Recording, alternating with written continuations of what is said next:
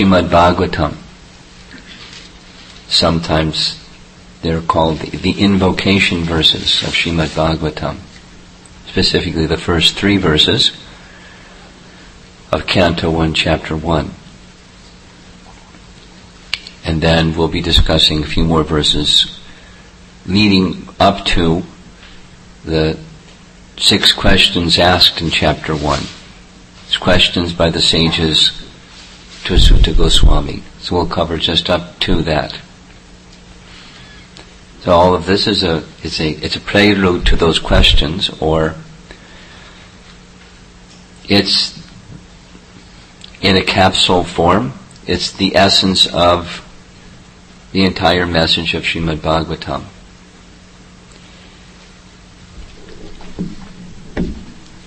There are certain traditions in traditional literature, or standards, or formats followed for Vedic composition. And Vyasadeva, the author of Srimad Bhagavatam, is following the rules. He makes the rules, or presents the rules, and he's following the rules.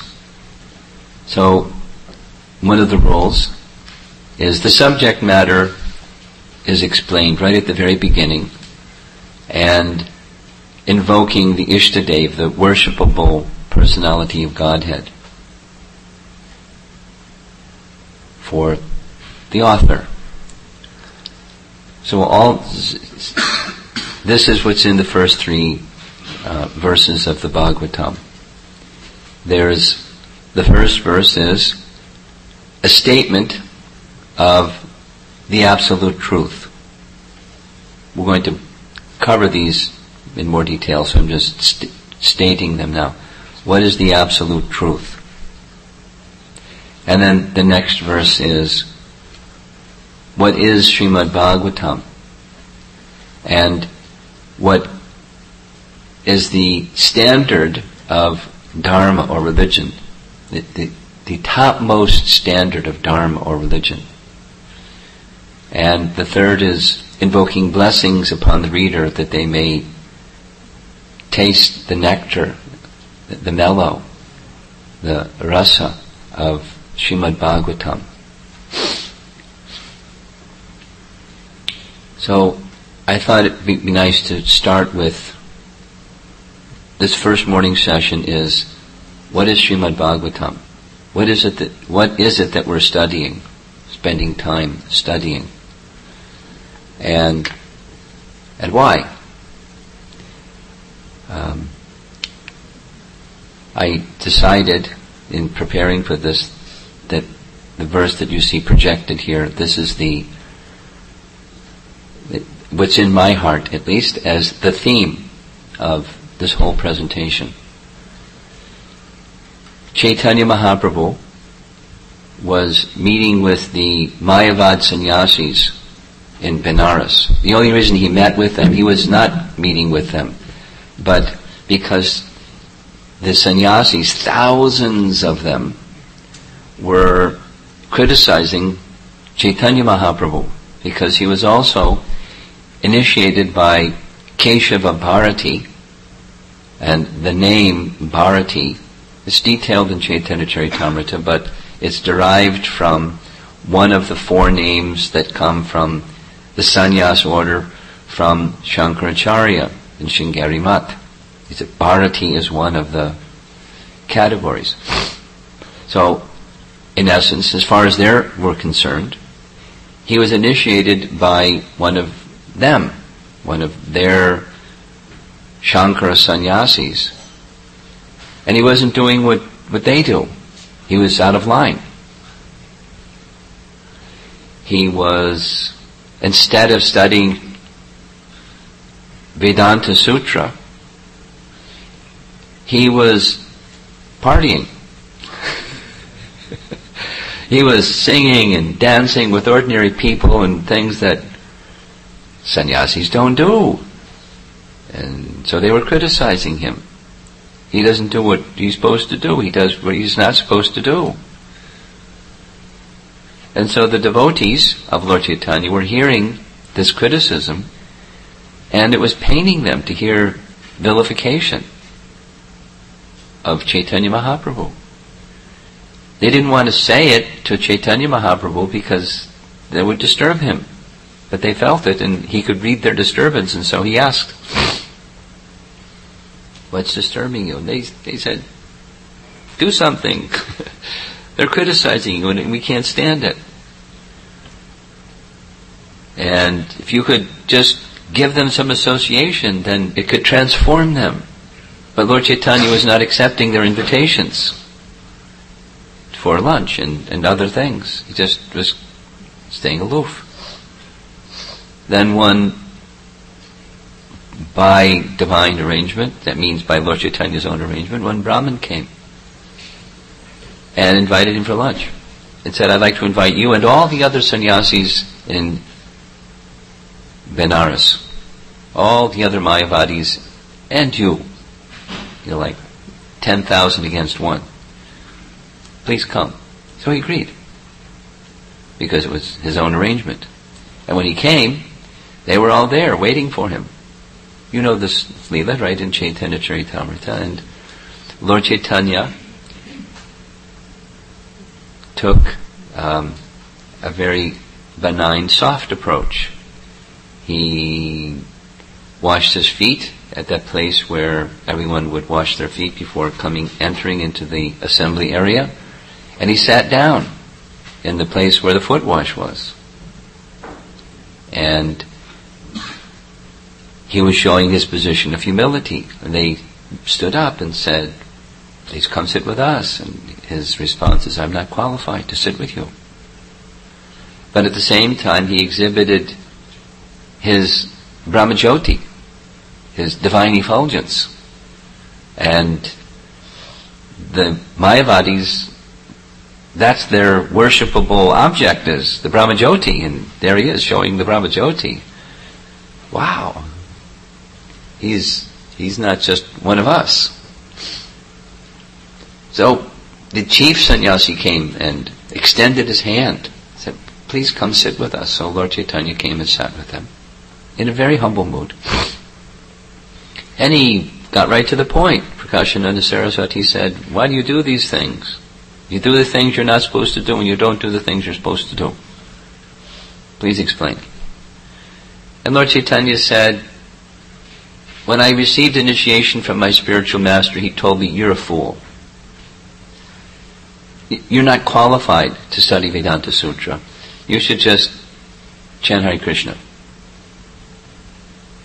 So I received the instruction from my spiritual master, and I started chanting Hare Krishna. And then something started to happen very quickly. I was perspiring and tears coming from my eyes, my hair standing on end and jumping in the air and rolling on the ground, and I thought I was going mad. So I went to my spiritual master and said, "Am I doing something wrong?" He said, No, my boy, this is very good," and quoted a verse from Scripture that said specifically, when these things happen, these are symptoms of the most advanced stage of spiritual life, an ecstasy of love of God. And so I'm continuing, following the order of my spiritual master. And Prakashananda Saraswati said, how will you protect your sannyas vows if you're not fixed in knowledge of Vedanta Sutra? You should study Vedanta Sutra. And Lord Chaitanya said, just making it simple, through understanding, through the chanting of the holy name, that the knowledge of Vedanta Sutra is revealed through the Srimad Bhagavatam. And then he described a number of things, which we'll go over a little bit later, and said to Prakashananda Saraswati, what you see here. If one is engaged in this way, always discussing Srimad Bhagavatam and constantly chanting the holy name of Lord Krishna, in this way you'll be able to attain liberation very easily. And you'll be elevated to the enjoyment of love of Godhead. So this has been my meditation, at least, let us spend Thanksgiving Day instead of doing the other things that people in America do on Thanksgiving Day. We'll do this. What Lord Chaitanya was instructing or recommending to Prakashananda Saraswati, chanting Hare Krishna, chanting the holy name of Krishna, and hearing together the topics of Srimad Bhagavatam, so that the doorway to liberation just swings open. And as we continue to move, the enjoyment of love of Godhead is within our reach. Let's see what happens. But so this is the theme of what I'm intending to do with all of you together this weekend. What Srimad Bhagavatam is, there's many ways of describing what Srimad Bhagavatam is, but I've chosen two of them. One of them is what Jiva Goswami describes Srimad Bhagavatam to be in Tattva Sandarbha. Fortunately, Gopi Puranadana Prabhu, who's no longer with us, but when he was present, he completed the translation and Baladev Vidyabhusan's commentary on Tattva Sandarbha. And in Tattva Sandarbha, again, Jiva Goswami, like Vyasadeva, he begins in the classical form. He states the purpose of the book, and he describes his Ishtadev. His Ishtadev is Lord Chaitanya. So the verses that glorify Lord Chaitanya and appeal to Lord Chaitanya for the blessings to compose this book. He says one Jivakaha. Jivakaha is a diminutive for Jiva. One small Jiva, that's him, Jiva Goswami. By the mercy of one Bhatta, a learned person. He didn't say his name, because Gopal Bhatta said, don't say my name. But he's referring to Gopal Bhatta Goswami. Has given this literature and asked me to do some service of putting it in a form. Because from Gopal Bhatta Goswami's childhood, he studied Srimad Bhagavatam. After Lord Chaitanya's association, he became an ecstatic devotee with a full grasp of Lord Chaitanya's teachings. Although he was born in a different sampradaya, he fully embraced Lord Chaitanya's teachings. And he knew it thoroughly, and he went through the Srimad Bhagavatam from childhood and established a very unique form of commentary on the Bhagavatam according to topics. And then, like at the beginning of something, there's a table of contents. And then there's this topic and that topic and that topic, and the different topics make up different sandarbhas, and there's subtopics of those topics, and then there's subdivisions of those topics. So there's 6 sandarbhas, and the leading one is Tattva Sandarbha. So Tattva Sandarbha, because he wants to establish, he says, I want to talk about Krishna. He gives his reasons why he wants to talk about Krishna. Because that's the subject of Tattva, or the Sandarbhas, is talking about Krishna, Krishna Katha. Then he says, but before we speak about Krishna, it would be best to explore what's the basis by which one can know Krishna, the topic which we wish to discuss. What's the pramana, or the evidence, or the proof that this is Krishna? So then there's a break, and he goes to the next section, where it's pramana kanda. Very quickly, one day you'll have the opportunity to read Kusakrata's translation of Tattva Sandarbha. But there's a little quickie overview. He says, in order to understand, what to speak of understand Krishna, to understand anything, commonly there are, we know from Prabhupada's teachings, 3 primary means. He's Jiva Goswami, who expands the 3 into 10. But they're just subdivisions of the 3. Direct sense perception, logic and reason, and scripture. Pratyaksha, Anuman, and Shabda. And he goes through and says, same as Prabhupada has done for us, there's fallibility in our senses. And so that's not so good as a means of knowing something. And our reasoning power is also limited. And someone can reason better than we can reason, and someone can reason better than that can reason. It's always inconclusive. So best is Shabda. Shabda Praman is the best. Then he goes and says, very well, for Shabda, what's the best form of Shabda? And he goes through a whole thing of, like, a lengthy thing, describing section, describing different categories of Shabda. Some say that the Shrutis are Shabda, and the Smritis explain the Shrutis, so they're not Shabda. But he refers to the Shrutis, where the Shrutis say the Smritis are also Vedas. They're as Vedic as we are, without all the scriptural references. So now we have 2 options, Shrutis and Smritis, to know Krishna or anything. And of the 2, he gives a pile of reasons why the Smritis are better.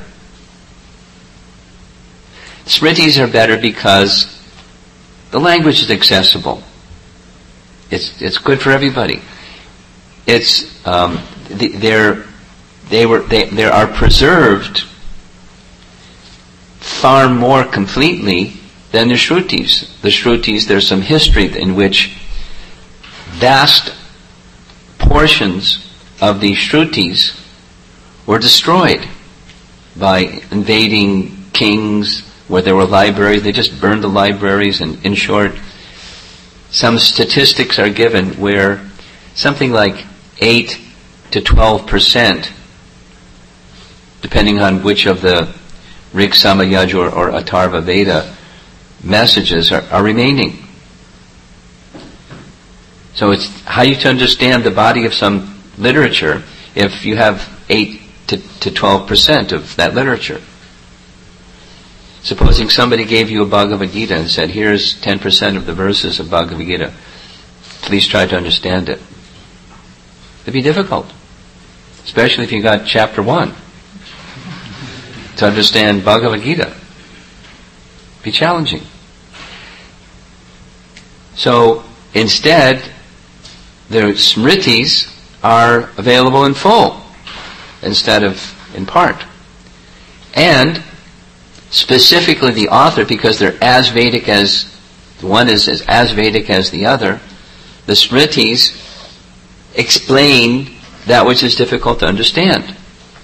Besides the Sanskrit is more accessible, there are these terms Laukika and Alaukika. Transcendental, Alaukika. Worldly, Laukika. The Sanskrit of the Smritis is easier. And because it's an explanation by the author, it's easier. And it's there in its fullness. Paribrimita is the word. It's full. So, that's better. There's other reasons. So then, now we're looking at the Smritis, and amongst the Smritis, what's best? Then he goes to the modes of nature. Krishna says in Bhagavad Gita, there are 3 modes of nature, and amongst the 3 modes of nature, one of them is best. Which one is best? Which one of the modes of nature is best? Goodness, right. Mode of goodness. There's goodness, there's passion, and ignorance. And of the 3, which one is best? Goodness. Goodness is best. Very good. So similarly, the Puranas, when they were compiled by Vyasa, they were compiled knowing that there's different audiences. Audiences in the mode of goodness, audiences in the mode of passion, audiences in the mode of ignorance. And there's some that are mixed. So amongst the Puranas, there's 18 Maha-Puranas. 6, 6, and 6 makes? Very good. 18 Puranas, Maha-Puranas. 6 is specifically for those persons influenced primarily by the mode of ignorance. 6 influenced by the mode of good passion. 6 in the mode of goodness. So those in the mode of goodness are best amongst the 18 Mahapuranas. And amongst those 18, amongst the 6, one is the best. Because it's the Amala Purana. Amala means without mala. It's spotless. And then he expands what that means. There's the modes of nature. When you have goodness, there's a mix of passion and ignorance. It's directly stated in Bhagavad Gita. Wherever there's passion, there's a mix of also goodness and ignorance. And ignorance, a mix of goodness and passion, but prominently ignorance. So in the quality of goodness, there's a mix. But what is that goodness that's unmixed? That's Shuddha Sattva. Unmixed goodness. Pure goodness. And Srimad Bhagavatam represents that literature, which is Shuddha Sattva. Amongst the Sattva literatures, Sattvic Puranas, it's Shuddha Sattva Purana. It's Amala Purana. It's the best. And the purpose of the Bhagavatam is specifically to describe Krishna. So, what is Srimad Bhagavatam? It's that best of all evidence. The best of all pramana. Shabda Praman at its best. Srimad Bhagavatam. To describe what we wish to speak about. Krishna. Because the opening line of Srimad Bhagavatam states the Ishtadev of Vyasadeva. Om Namo Bhagavate Vasudevaya. Vasudevaya means unto Krishna. I offer my Namaha unto Krishna.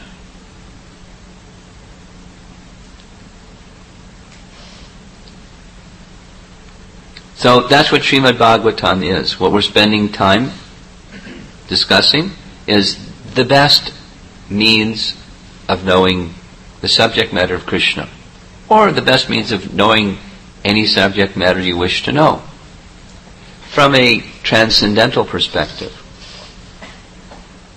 from a flawless perspective. And the second of what is Srimad Bhagavatam comes directly from verses in the Bhagavatam, and for that matter, the other Puranas.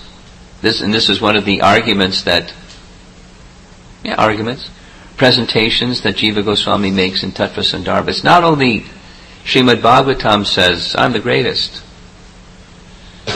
There are many people that say, I'm the greatest. But when everybody says, he's the greatest, the Puranas speak of the Bhagavatam in that way.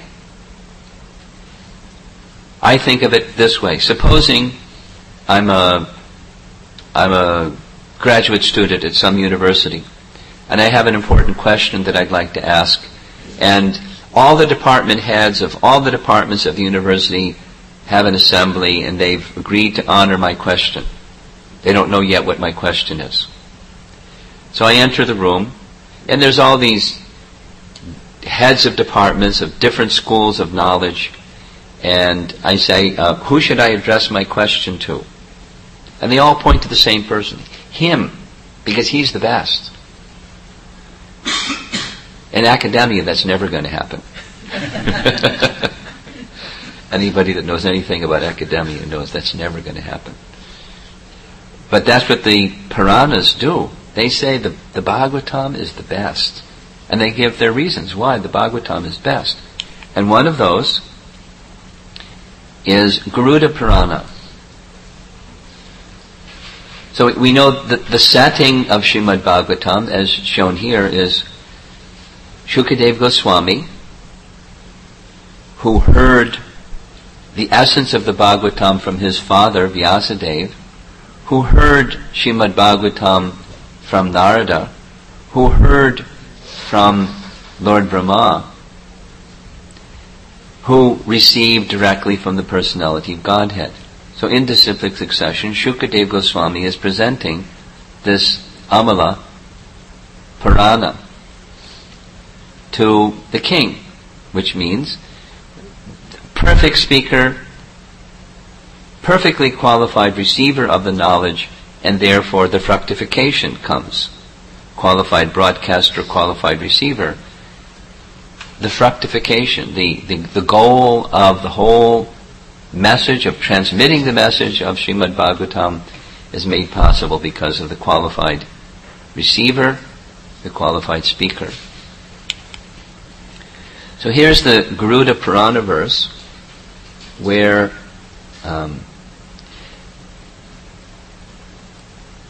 in his Tattva Sandarbha commentary, in his Paramatma Sandarbha, Jiva Goswami takes this verse from Garuda Purana and explains it. Here's his explanation.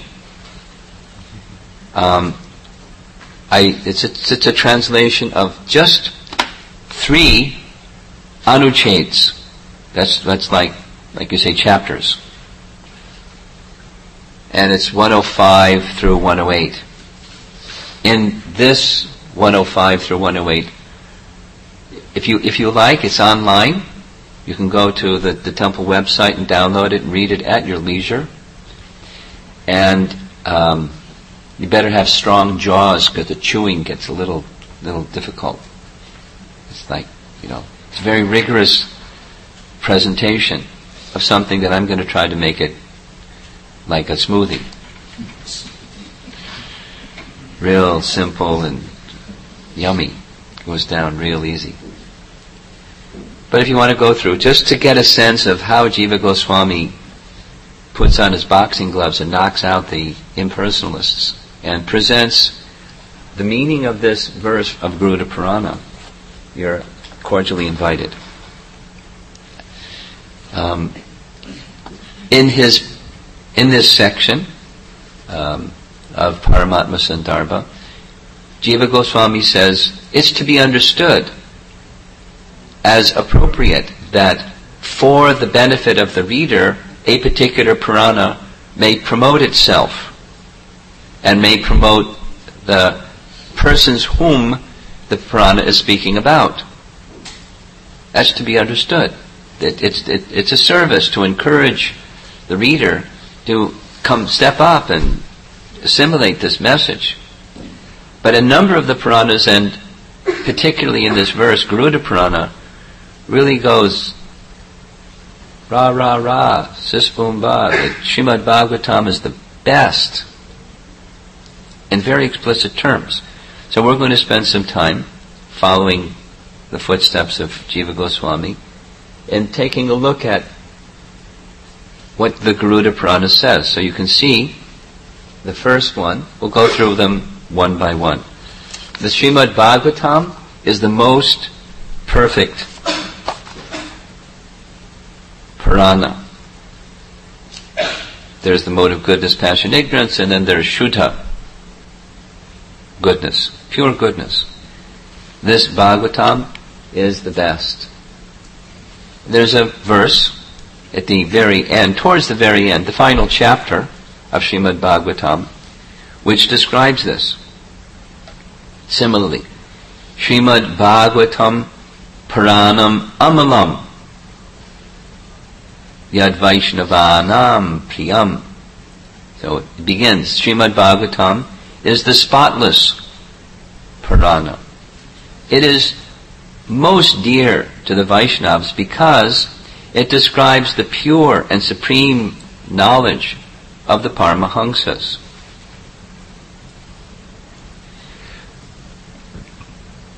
This scriptural evidence to confirm what Jiva Goswami writes. Or here's some glorifications from Skanda Purana. Skanda Purana is a big fan of Srimad Bhagavatam also. In Kali Yuga, what is the value of collecting hundreds of thousands of other scriptures if one does not keep Srimad Bhagavatam at home? So you may have some books at your home, but if you don't have Srimad Bhagavatam in your home, as far as Skanda Purana is concerned, you better get a Srimad Bhagavatam set in your home. And they probably have some at the gift shop. Take a set home with you. How can a person be considered a Vaishnava in Kali Yuga if Srimad Bhagavatam finds no place in his house? Even if he is a learned Brahmana, such a person should be considered lower than a dog eater. That's Skanda Purana. O learned Brahmana Narada, wherever Srimad Bhagavatam is present in Kali Yuga, there the Supreme Lord goes, along with the demigods. So, this is confirming this first statement, the most perfect Purana is this Srimad Bhagavatam. Here's another verse. Whoops. There's something out of place here. In the Matsya Purana and similar other Puranas, there's long descriptions and glorifications, direct glorifications of Srimad Bhagavatam as the best. I think this may be in the section where we're going to be discussing some other points about the Bhagavatam. There's many, so the point is, not only the Bhagavatam says it's the best, but the Garuda Purana says it's the best, and the other Puranas say it's the best. It's the best. And in the Garuda Purana verse, it also says that the Srimad Bhagavatam is a natural commentary on Vedanta Sutra. So here's a statement, again in this last chapter of Canto 12, where that's directly stated. This Bhagavatam is the essence of all Vedanta philosophy, because its subject matter is the absolute truth. Because Vedanta, atato Brahma jigyasa, is that first aphorism. What is the nature of the absolute truth? That's the pursuit of the Vedanta. And the Srimad Bhagavatam supplies the answer. Of course, Vedanta Sutra also supplies the answer. Janmad yasya yataha. There's the answer. But in case you didn't understand that answer, read Srimad Bhagavatam because it makes the answer very clear. And in this lengthy presentation of the Garuda Purana verse, Jiva Goswami breaks down in a number of explanations, pages and pages and pages of explanation, why it is true that the Srimad Bhagavatam, actually he says in the second half of the first verse, the first verse of Vedanta Sutra is explained. So that first verse at 111, Vedanta Sutra, is Janmad Yasya Yataha. So I'm going to try to make this like baby food instead of, something hard to chew. Just little simple explanation coming from this larger piece here of Paramatma Sandarbha. Three things. Just to give you a sense, a synopsis. The first word of Vedanta Sutra, Janmadyasya, Janmadi. Janma, Adi, beginning with Janma. So,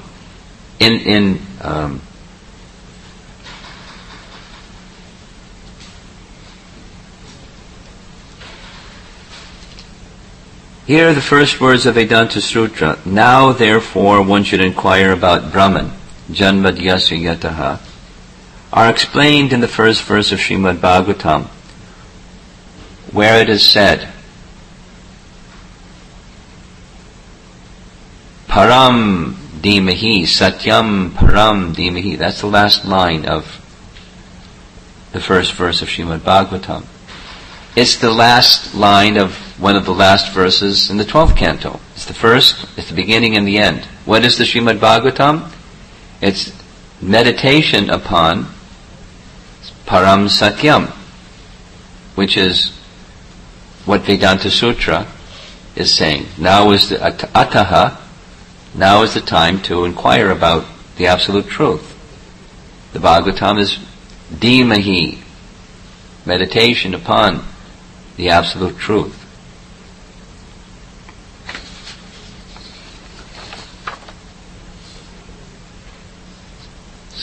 It's hard to make scholarship a smoothie, but I'm trying. He then takes the word Brahman, Brahma Jigyasa. Brahma is, one should inquire about Brahman. What is Brahman? Dictionary definition is, it is the greatest. That's Vedanta Sutra. So within the Srimad Bhagavatam, there's the word Param. There's Satyam and it's Param Satyam. There's a common sense of truth, like don't lie, you tell the truth. Like, this is a glasses case. So that's a truth. It's not bubblegum. It's, this is what it is. But then there's the Param Satyam, like in the absolute sense, what is this? Or what is anything? Or who is Krishna? Param Satyam is the Dhimahi, the object of meditation of the Srimad Bhagavatam. And so they're speaking the same message. He then says that Ramanujacharya says the same thing. It's like support. The word Brahma, according to Ramanujacharya, means he who is in every way the greatest. For this reason, the primary meaning of the word Brahma is the Supreme Person, whose transcendental qualities have no limit. That's just one statement. There's a whole huge section of another Sandarbha. I'm a fan of Jiva Goswami, so he takes this word Brahman, like Aham Brahmasmi, or Sarvam Kalvidam Brahma. What does Brahma mean? And a whole long section that says, Brahma, whenever you read in the Shruti verses, Brahman,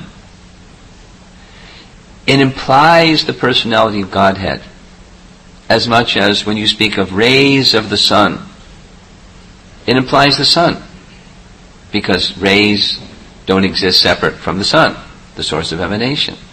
And not only, then he goes on, not only there's the sun, but there's the sun God. So the rays are an aspect of the sun God. So whenever you see Brahman, you should know it means the personality of Godhead. It's inferring indirectly the personality of Godhead. Very, very lengthy, very comprehensive, bulletproof. He's bulletproof because he gives, some persons may argue, he gives the Purva-paksha. Some people may say, no, it's not that, here's how you should understand it. And to that person I say in response.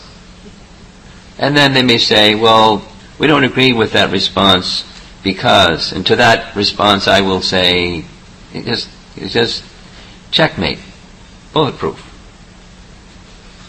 It's standard procedure in rigorous philosophical discussions by qualified scholars. It's a form of scholarship. But so going back to the very beginning, he wants to talk about Krishna, and the Srimad Bhagavatam is the best means to speak about Krishna. And one of the other things that it does is it's directly explaining Vedanta Sutra. It's explaining the absolute truth. And as far as jigyasa, atato, Brahma, jigyasa. Jigyasa means inquiry. So he says the word dhimahi indicates inquiry, because what is it that you meditate upon? Something that you're interested in. And because you're inquisitive about that which you're interested in, it's a more mature stage. Dhimahi, you're meditating, you're deeply contemplating that which you're inquiring about. In this way, then he again refers to Ramanujacharya. Ramanujacharya says the same thing. That the Srimad Bhagavatam is the best literature because it's meditation upon the absolute truth, Brahman, in the form of Krishna, the personality of Godhead. And that, it's a quick summary of about 5 pages. Just to give you the flavor. Then, another phrase, very important, in the first verse of Srimad Bhagavatam, the invocation verse of Srimad Bhagavatam, is the last line, Dhamna svena sadana rastakuhakam satyam param dhimahi. So, Dhamna svena narastakuhakam. So, Dhamna refers to that the personality of Godhead has his abode, his Dhamma. And the verse is saying his Dhamma, his abode, is completely free, kuhakam, from any kind of maya or worldly contamination. The first part says he is the source of all of that, the material creation, which bewilders the minds of even the demigods by his own potency, but he exists in an abode that's fully transcendental. Svena means self-sufficiently. He doesn't require any assistance from anybody to manifest his abode and all paraphernalia. It's like effortless. It's out of his own spiritual potency. And that spiritual realm is free from all contamination of anything worldly. In short, he has unlimited potencies. Unpacking it, there's spiritual potency, there's material potency, and there's the marginal potency. And he's the source, because of the beginning part, he's the source of the whole thing.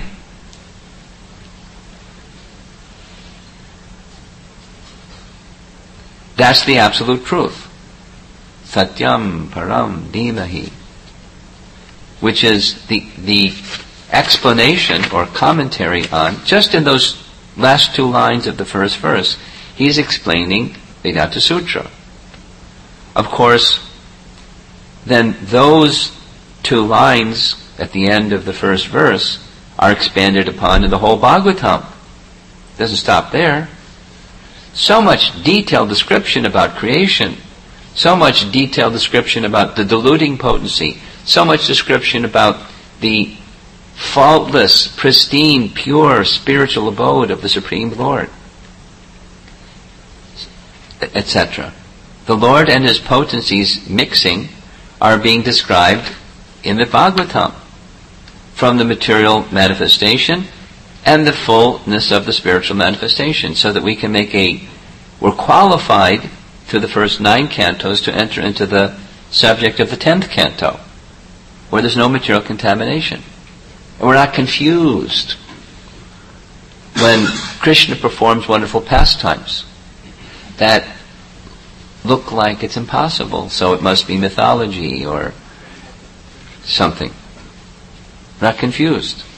The potency is unlimited from the unlimited source. And there's no material tinge. Kuhakam. Dhamna svena narasta kuhakam.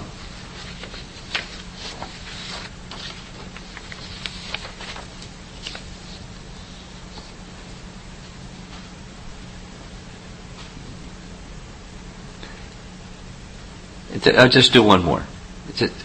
This is just a drop made simple for where the reader, Jiva Goswami, understands his service. His service is to enshrine the teachings of Lord Chaitanya so that for generations and generations and generations and generations, permanently, the teachings of Lord Chaitanya will be clearly represented and cannot be refuted by somebody coming along that has a word juggler. So that's his service. So it's really strong and rigorous. So I appreciate what he's doing and how he does what he's doing. So I'm just trying to share, because it's relevant to our subject here. Srimad Bhagavatam, the introductory verses to Srimad Bhagavatam, what is it doing? It's explaining Vedanta Sutra. There's a Vedanta society, and their whole program is study Vedanta Sutra. And the Mayavad sannyasis that Lord Chaitanya encountered in Benares, they were studying Vedanta Sutra, but not having a clue about the conclusion, the personality of Godhead. Srimad Bhagavatam not only gives the clue, but it clearly presents it. And Jiva Goswami is showing how it is so.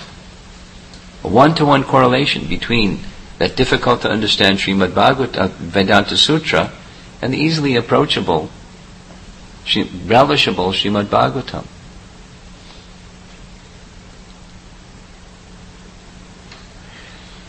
So one more little smidgen here. And this spans over 15 texts. So he starts with the Vishnu Purana verse.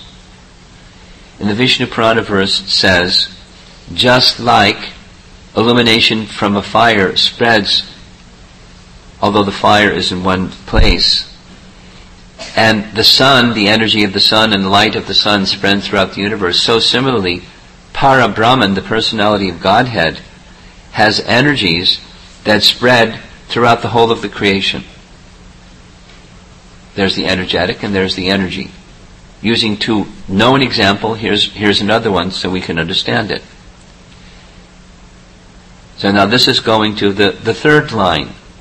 Tejo varimridam yata vinimayo yatra trisargo risha. It's saying that the creation, just like Janma Adi, beginning with creation and then maintenance and dissolution, they're all coming from the Absolute Truth. Everything comes from the Absolute Truth. So beginning with the creation, these are but energies of the Supreme Lord. And while they're energies of the Supreme Lord, then the next line says he's not contaminated by those energies. Damna svena sadana rasta kuhakam. The Absolute Truth has his own abode and enjoys his pastimes in his own abode, and by his other potencies, he expands his other potencies and creates, maintains, and annihilates, and has the deluding potency where others, including the demigods, think it's real, although it's not. Factual. That's the nature of the Absolute Truth. Here, yataha means from which the creation, maintenance, and annihilation of the material world is manifested. This means the Supreme Personality of Godhead is both the creator and the ingredient of the material world. Janma Dhyasya Yataha. So in case you didn't know what that meant, there's the Srimad Bhagavatam that explains it. In this third line, Tejo Varimadam Yata Vinimayo. He's the source of those energies. He's the source, and those are his energies. So he's inseparable. The creation is inseparable from him. And therefore, the other portions of this first verse, he's directly and indirectly cognizant of everything. We'll come to that in our second session.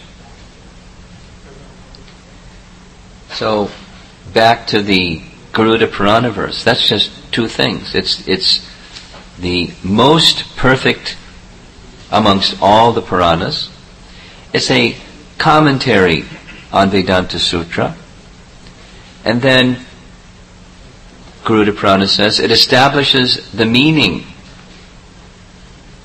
of Mahabharata.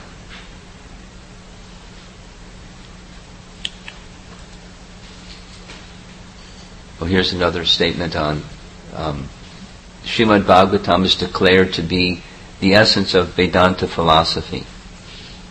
Sarva Vedanta Saram, the essence of all Vedanta philosophy. Here's a statement from Tattva Sandarbha of Jiva Goswami, where he's explaining, in another place he's explaining, just as in Paramatma Sandarbha, this Garuda Purana verse. And there he says, it establishes the meaning of Mahabharata from Garuda Purana verse, indicates that ascertained within the Bhagavatam is the meaning of the Mahabharata, whose characteristics are stated as follows. Quote, it is said that the Mahabharata establishes the purport of all scriptures. Once, long ago, Vyasadeva made all the sages and demigods, headed by Brahma, place the Mahabharata on one side of a scale and all of the Vedas on the other. The Mahabharata, they found, weighed more because it is so great. Mahatvat, and so weighty. Bhara, Vatvat. Therefore it's called Mahabharata. Bhara has the quality of being heavy. And it is great. Mahat. So, Mahat Bharata or Mahabharata. And what is the meaning of that Mahabharata? According to Garuda Purana, the Bhagavatam establishes its meaning.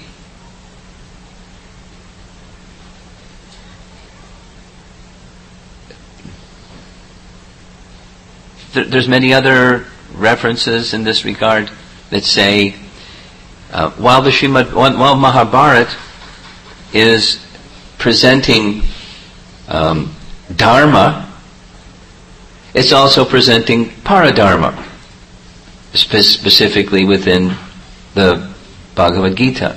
Dharma is duty, religious duty, how you can execute your life and the duties of life in such a way that you follow the codes of religiosity or theistic life. That's Mahabharata. Right and wrong, good and bad, struggle between good and evil. But within that mix is Paradharma, when the Bhagavad Gita presents, and it is presented by Krishna. And Krishna very clearly says the same thing in Bhagavad Gita that the Bhagavatam is saying. Or the Bhagavatam is saying the same thing that Krishna says in Bhagavad Gita. Krishna is the source of everything. Aham sarvasya prabhavo matak sarvam pravartate. Therefore one should serve him. Iti matvapa jante mam.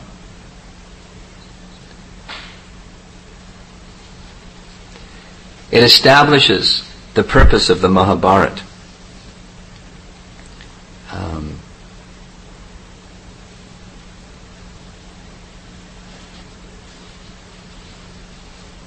Then in the Garuda Purana verse, the next statement is, it's a commentary on Gayatri mantra. So these are very fundamental things. Vedanta Sutra, Gayatri Mantra. Gayatri Mantra is a mantra from the Rig Veda. And anybody that knows even the littlest something about the Vedas knows the Rig Veda is very special, and Gayatri Mantra within the Rig Veda is very special. Brahma-gayatri Mantra. Brahma-gayatri Mantra. It's a meditation on Brahma, or Brahman, in his Paramatma Sandarbha. So you're from India, most of you, almost all of you. So you know that people that chant Gayatri Mantra have different ideas of what Gayatri Mantra is about. Yes? Some people think it's worship of the sun. Savitur, Bhargo. One's meditating upon worshipping of the sun god. So some people think like that, worshipping the sun god. And some people think, no, it's worship of the impersonal Brahman. And Bhagavatam is making it clear, no, it's not worship of the impersonal Brahman, nor worship of the sun god. It's worship of the personality of Godhead, Surya Narayan, who is the supreme soul within the heart of the sun god and is the source of the illumination in the sun. Just as, anyway, so it's a long, it's in this. So those of you that want to explore it in depth, I'm just giving a little simple summary. It's presented here that just as the soul is animating the body, so also the presence of the Supreme Soul is animating the universe. Garbhodakshai Vishnu is animating the universe. And as the light of the sun is giving energy to life within the universe, it's the presence of the sun god that's giving the light of the sun, and it's the presence of the supreme personality of Godhead that's giving the intelligence, the strength, and the ability, and the everything that the sun god requires in order to be a sun god. Just as we are receiving whatever it is that we have from the personality of Godhead, because He's the absolute truth. Whatever it is that exists comes from the absolute truth. Whatever that is, whatever the absolute truth is, everything comes from that. So it's the Brahma-gayatri is meditation upon the personality of Godhead.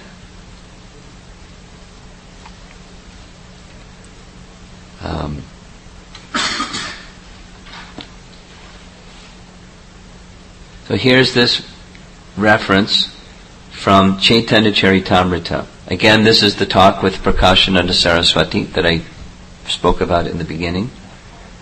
Lord Chaitanya says to Prakashananda Saraswati that the Srimad Bhagavatam is a commentary on Brahma-gayatri. It's an explanation of Brahma-gayatri. The authority for that is Garuda Purana also says. But he's saying,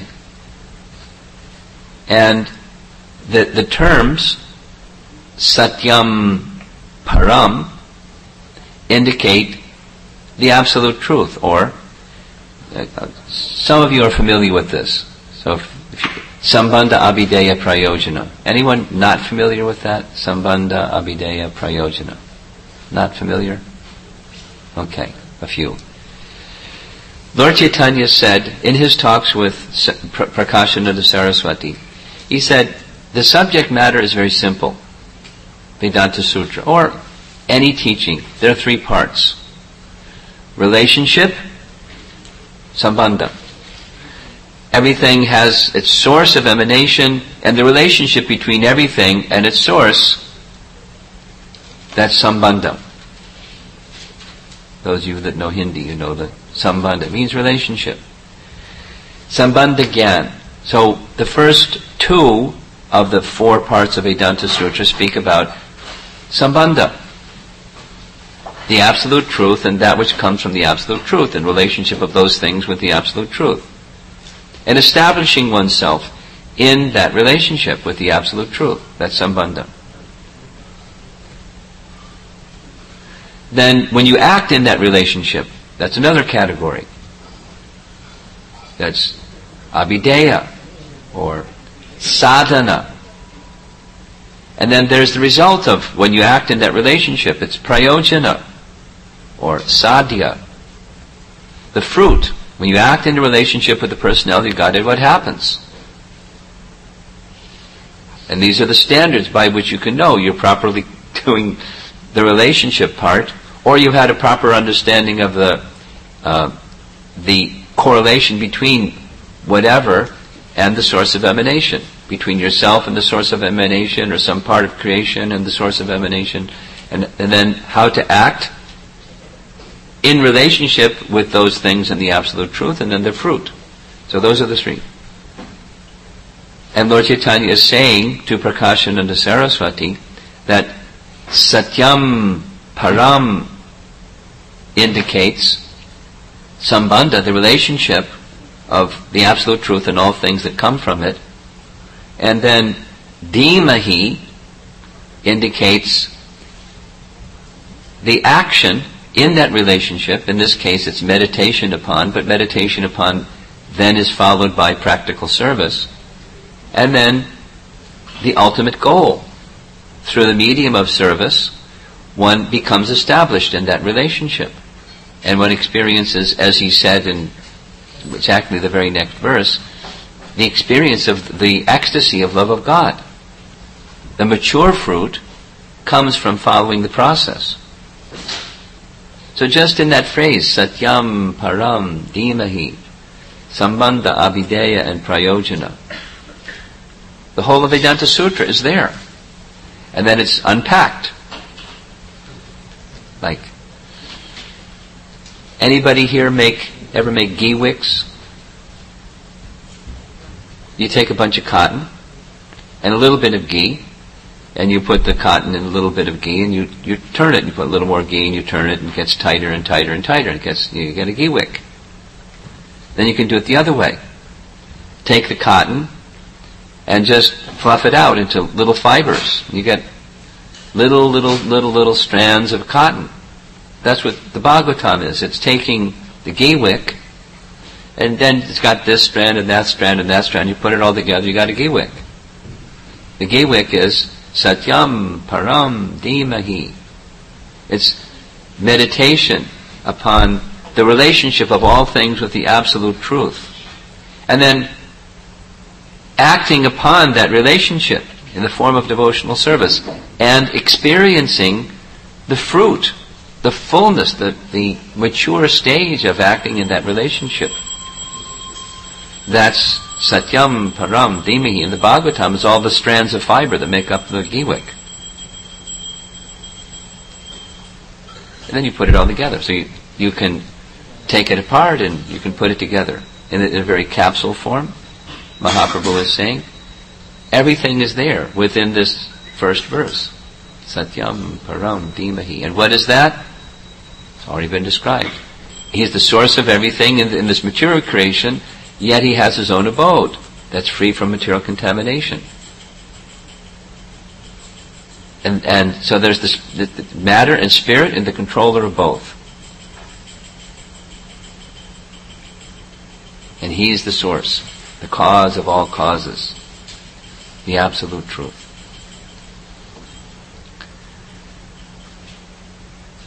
So it's a commentary on Gayatri Mantra.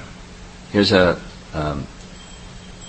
another reference. This is the Matsya Purana reference that I was making before.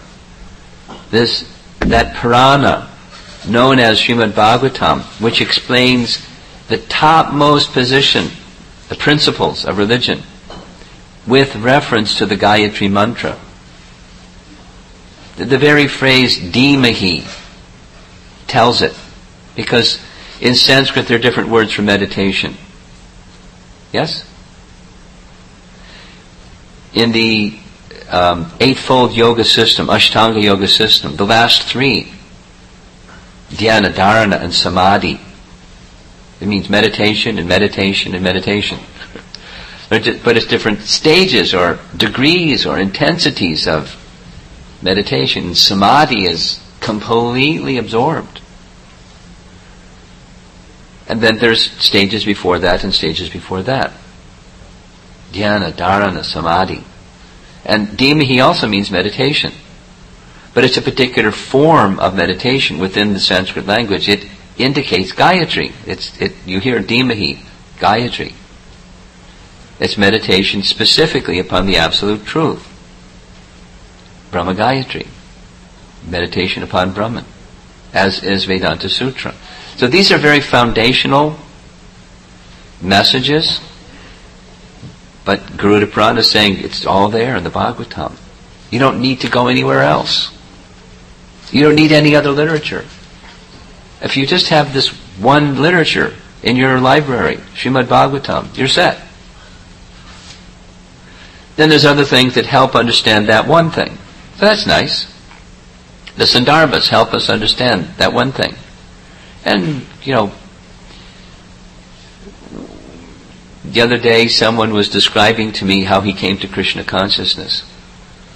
And he had grown up in India, learning this and reading that, worshipping this way and that way, the other way, and he was kind of confused. And somehow he got one of Prabhupada's books, and it was one of the small books. I can't even remember which one it was, Beyond Birth and Death, or the Rajavidya, or something like that. And just by reading one of Prabhupada's small books, the light went on. And, this is it. I want to, in the beginning, it shows some other books, and so we got some of the other books, and he was fast-tracking on his way to find the author of this book, and those who are following what these teachings say. Now he's practicing Krishna consciousness very happily, and he's looking back on his life thinking, "Whew, boy, I'm so glad I found this oasis of spiritual knowledge, because the other was very difficult. He had a propensity for learning, but it was too confusing." We all know what that one was like before we came to Krishna consciousness. So, with reference to the Gayatri Mantra, which tells of the killing of the demon Vritra. This is important. In the 6th canto Srimad Bhagavatam, there's a whole section, nice section, on Vritrasura. Note, that does not appear in any of the other Puranas, except Devi Bhagavat. But all of the other Puranas, it's exclusive in Bhagavat Purana. So, just in case there's some question about which Purana is being referred to, it's that one. It's the best. The highest principles of religion are being taught in it. And, moreover, it has 18,000 verses. Which, by the way, Jiva Goswami comments, Devi Bhagavat also has 18,000 verses. And, since it also speaks about Vritrasura, maybe that's the best. He addresses that, the Purva Paksha. Some people say, but it's not Satyam Param Dhimahi. That's where it misses the boat. It's not meditation upon the absolute truth. The Shakti is not Shaktiman. The source of energy and the energy from which everything comes are distinct, although they're inseparable. So,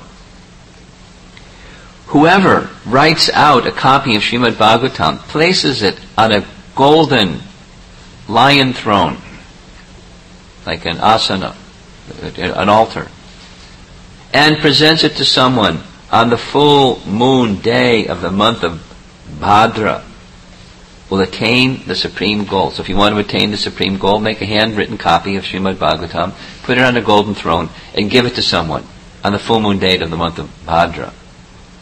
If you're going to do that, you're going to be absorbed in the Srimad Bhagavatam anyway. So just read it.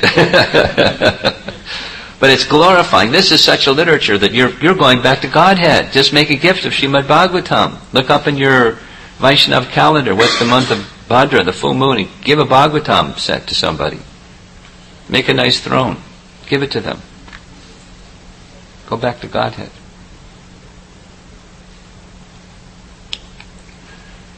Similarly, Skanda Purana is appreciating. I'll just go through this quickly.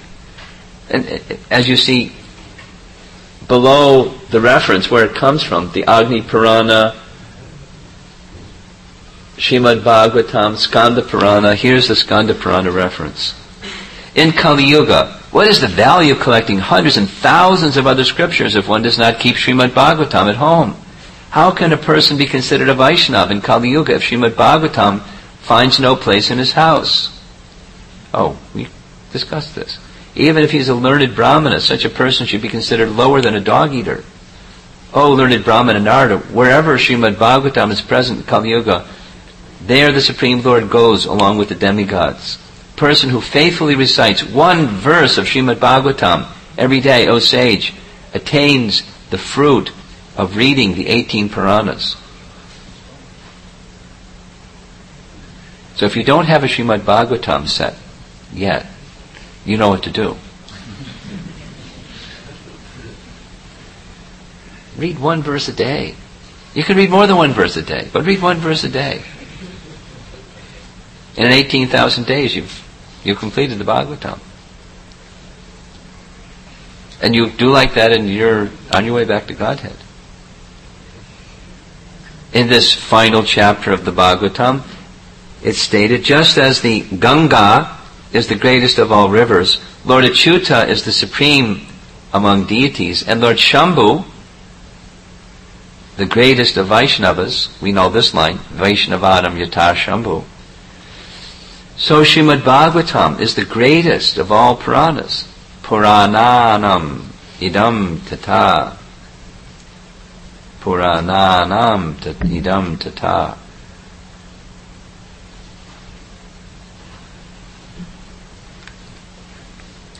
The next thing that the Garuda Purana says is, it expands, this Srimad Bhagavatam expands the meaning of the Vedas. It expounds the meaning of the Vedas, but it also expands. Like that example of the cotton, pulling it out the little strands. The little fibers. And so when you study the Srimad Bhagavatam, there may be just this little strand over here, and it's not a story, it's all this heavy philosophy about creation and the different energies and head-breaking stuff. But it's part of the absolute truth. Put it all together, it'll make you a nice ghee wick. You'll have deepa, you'll have light from the Bhagavatam, because the absolute truth includes everything. And how is everything part of the absolute truth? It's right in the Bhagavatam. You can say, Janmad Yasya Yataha, but then the Bhagavatam expands its meaning. Yes? And then it's also said that the Srimad Bhagavatam is the Samaveda of the Puranas, just as Krishna speaks of the Samaveda in the opulences of the Absolute Truth. Amongst the Vedas, I am the Samaveda. Because it's very sweet and it's melodious and it's very rich and full of deep meaning. And so similarly the Bhagavatam.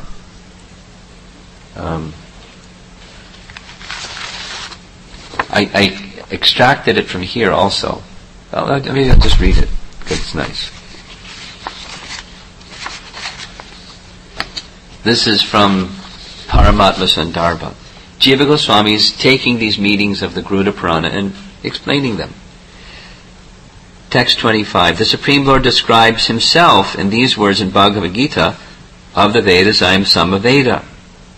He also says, of hymns I am the Brihat Sama, sung to Lord Indra.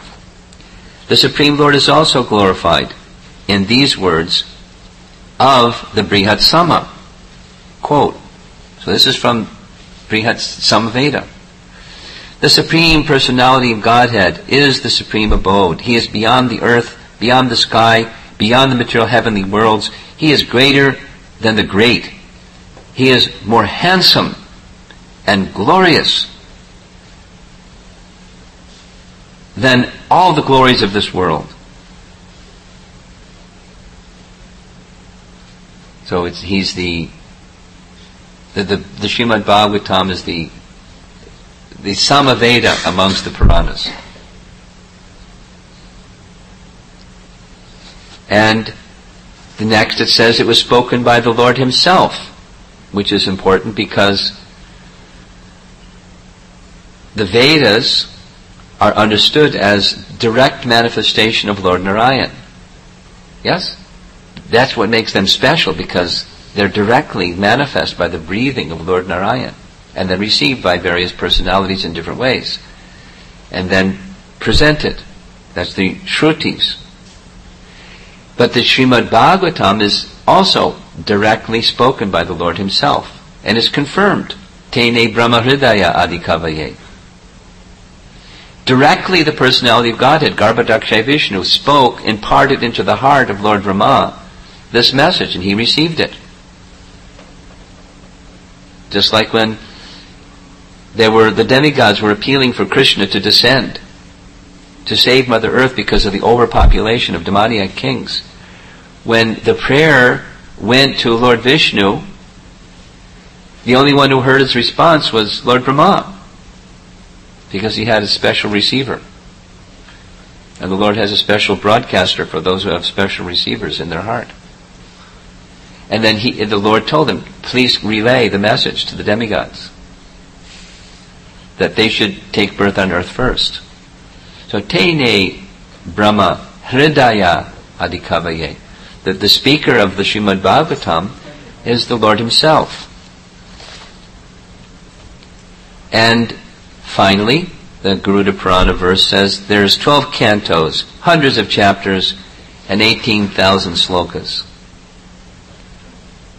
So that's the Srimad Bhagavatam, the subject matter that we're going to be discussing this weekend. Sridhar Swami, in his commentary, he's the foremost of commentators on the Bhagavatam, according to Chaitanya Mahaprabhu. Anyone who writes about the Bhagavatam must be in complete fidelity with the commentary of Sridhar Swami. So Sridhar Swami expressed that not only the Bhagavatam says so many things about itself, and the Garuda Purana says some things about itself, but some of the oldest Puranas, they make direct references to the Srimad Bhagavatam. The Padma Purana, Narada Purana, Vamana Purana, Garuda Purana, Skanda Purana, Matsya Purana, they speak about the glories of the Bhagavad Purana. It's the best. So that's what we're going to be working with, the best. The best amongst the best. Superlative best. Sridhar Swami says, this Bhagavad Purana, in addition to Vritrasura, it speaks about Hayagriva giving Brahma Vidya, transcendental knowledge. So that there's no confusion, well, maybe that one's the Bhagavad Purana, or that one's the Bhagavad Purana. All these descriptions make it very clear. What we're discussing, what Srila Prabhupada very kindly made the translation for, and on the basis of our great acharyas, we're spending the time going back now to our theme of what Lord Chaitanya said to Prakashananda Saraswati, is that the door for liberation is going to swing open just by discussing the Srimad Bhagavatam very carefully and by chanting the holy name of the Lord. Combine these two things, and very quickly the entrance into the spiritual world with the joy of love of God can be accessed, at least to some degree. The opportunity is there to a full degree. Hopefully we'll make some, according to our relative positions, we'll make some progress in that direction. Hare Krishna. Grantaraj Srimad Bhagavatam ki jai. Any comments or questions? Otherwise we'll break for breakfast.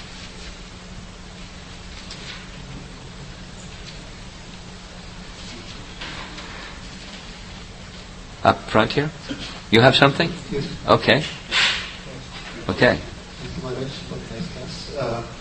Question I have is, for Srimad Bhagavatam, is there a bona fide or recommended version or the book that we can refer to? Say it again. I missed your question. Mahabharata, for example? Do you have a bona fide version of Mahabharata by someone that we can refer to? That's a loaded question. There are many scholars who have presented their Mahabharata, as you know. And many scholars doesn't mean that there's many bona fide versions of Mahabharata.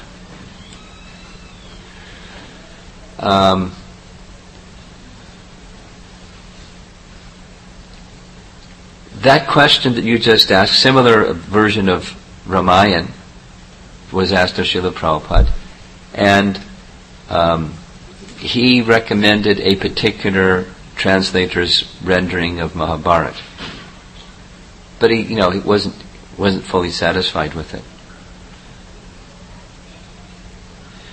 So, the abridged, simplified form of Krishna Dharma seems to me to be nice presentation. It's not the full Mahabharata. Hridayananda Maharaj was undertaking the task of completing Mahabharata, and he never completed it. Although when he was doing it was really, really nice. Chapters were coming, or portions were coming out in Back to Godhead magazine. But he got distracted with other service, so he didn't complete. So I don't know, other than what I just told you. And I don't know the name. I could research it and find out, what did Prabhupada say was a bona fide, or something that we could safely read. Mahabharata. Thank you, Maharaj. Hari and my son likes to read Mahabharata a lot, but I'm worried about giving just books in the market because they're not. Yes. Thank you for being worried about the books in the market. I'll do this. I'll make a note. I think a person that will, fortunately, we have still with us Harisori Prabhu, who has like this amazing historical record of things that Prabhupada said and did. In part because of his service, but also it's been his absorption. So I'll write to him and ask me in a day or two, and I'll see if Harisori can come up with the answer to that. Maybe Hridayananda Maharaj will also know, but he'll probably say no, they're mumbo jumbo. Yes. There's the microphone. Look at that. You said that whoever writes a handwritten copy of the Srimad Bhagavatam and puts it on a golden lion throne to present it to someone. Yeah. Do you have to handwrite it? Well, let's see. I have a print business, I can just print it. Whoever writes out a copy of Srimad Bhagavatam,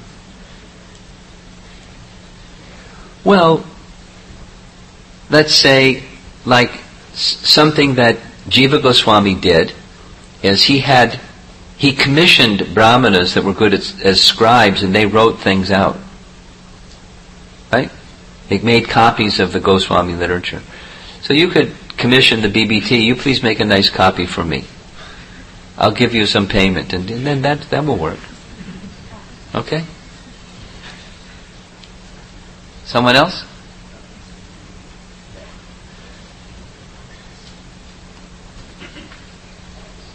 Is the Srimad Bhagavatam Shruti now because it says in the Tenya Brahma Hridaya Adi? Is it Shruti or Shruti? It's in the category excuse me. It's in the category of Smriti, because it's explaining Shruti. By its own statement, it's explaining Shruti, but the explanation is directly coming from the personality of Godhead to explain the Shrutis. It's in the category of Smriti. It's Purana. The form of it is Purana. It's history, explaining the Shrutis. Explaining, from the Shruti mantras, the Gayatri mantra from Rig Veda.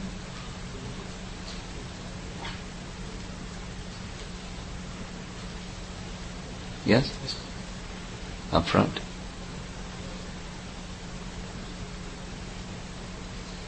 So, Maharaj, you were explaining about the Sambandha Jnana, Avideya and Prayojana, and you equated that to Satyam Param Dhimahi. So, I understood the Dhimahi part, which is a meditation, which is nothing but acting in the relationship of the Absolute Truth. And how do you equate the Satyam Param to other two, the Sambandha and Prayojana? It's not. Some Satyam Param is a declaration of Sambandha, the Absolute Truth and everything that comes from the Absolute Truth.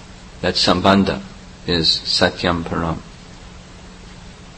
The Dhimahi part is both the acting within the relationship by active meditation upon the Supreme, and from that the goal, the fruit comes. As Lord Chaitanya says in the next verse, that by chanting the holy name and by studying Srimad Bhagavatam, very quickly the door to liberation opens and the ecstasy of love of God that one can experience. Prayojana. Dhimahi. Prayojana comes from the word Dhimahi. The fruit comes from that word. It's built in. Is that right? Thank you. Okay. From ladies' side, anything? Okay. Thank you very much. Srila Prabhupada ki jai.